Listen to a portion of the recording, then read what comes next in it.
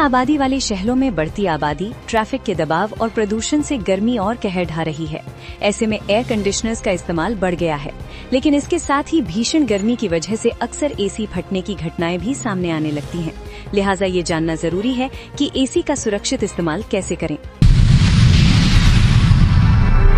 15 वर्षीय बाएं हाथ के बल्लेबाज की जबरदस्त बल्लेबाजी और आक्रामक अंदाज की दुनिया भर के पूर्व क्रिकेटरों ने जमकर तारीफ की है।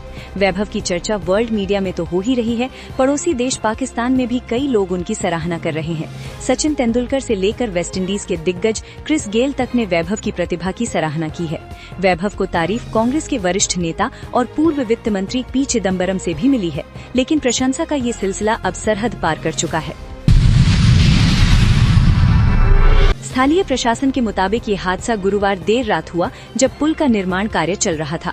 अचानक निर्माणाधीन ढांचा गिर गया और वहां काम कर रहे मजदूर मलबे में दब गए। मृत मजदूरों में 2 हमीरपुर और 4 बांदा जिले के रहने वाले थे। एडिशनल एसपी अरविंद कुमार वर्मा ने बीबीसी हिंदी को बताया, पुल गिरने से 6 मजदूरों की मौत हो चुकी है। मलबे में दबे 3 मजदूरों को रेस्क्यू कर लिया गया है। जब हादसा हुआ तब मजदूर काम कर रहे थे। इसी बीच 2 जून को एक संसदीय स्थायी समिति ने सीबीएसई को नई मूल्यांकन प्रणाली पर जवाब देने के लिए बुलाया है। वहीं 4 लाख से ज्यादा स्टूडेंट्स ने अपनी कॉपी दोबारा जांचने के लिए आवेदन किया है। सीबीएसई के अनुसार इस साल 12वीं की परीक्षा में 17,68,962 स्टूडेंट्स शामिल हुए थे। इनमें से 4,04,319 स्टूडेंट्स ने री इवैल्यूएशन के लिए आवेदन किया है, यानी करीब 22.85% स्टूडेंट्स ने पुनर्मूल्यांकन की मांग की है। ये बात उनके मार्गदर्शक और दिवंगत मुख्यमंत्री एसएम कृष्णा को भी एक रात समझ में आ गई थी।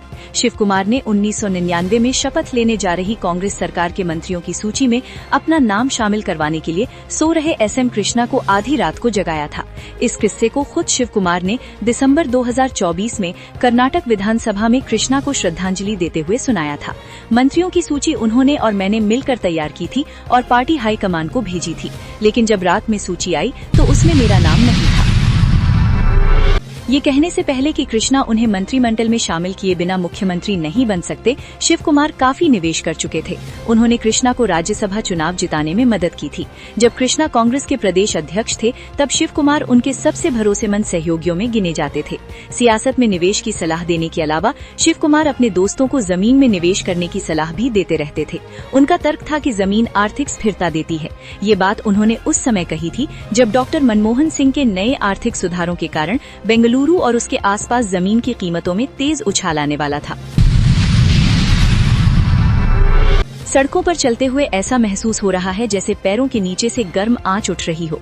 ऊपर से तेज धूप शरीर के खुले हिस्सों को झुलसा रही है।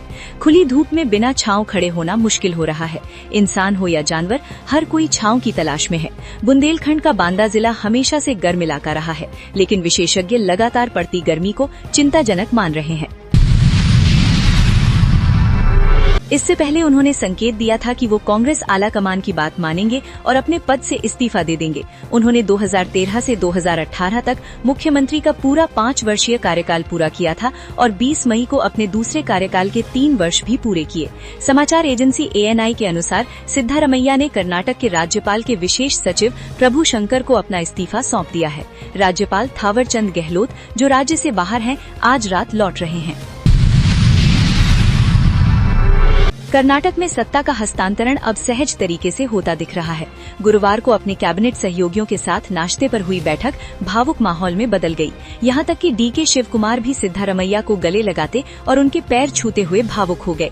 दोपहर के आसपास समाप्त हुई नाश्ते की बैठक के बाद एक मंत्री ने नाम न छापने की शर्त पर BBC न्यूज हिंदी को बताया, शिव कुमार ने उनका यानी सिद्धारमैया का आशीर्वाद भी लिया।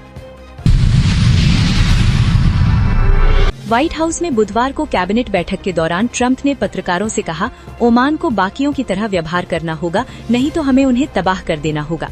अगर वे ये समझते हैं तो ये उनके लिए ठीक रहेगा।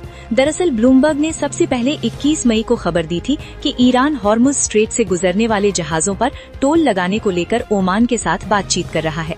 बाद में न्यूयॉर्क टाइम्स ने वार्ता से परिचित 2 सूत्रों के हवाले से रिपोर्ट दी थी कि चर्चा हॉर्मुज से गुजरने पर सीधे टोल टैक्स लगाने की नहीं थी, बल्कि जहाजों से सेवाओं के बदले शुल्क लेने के प्रस्ताव पर थी।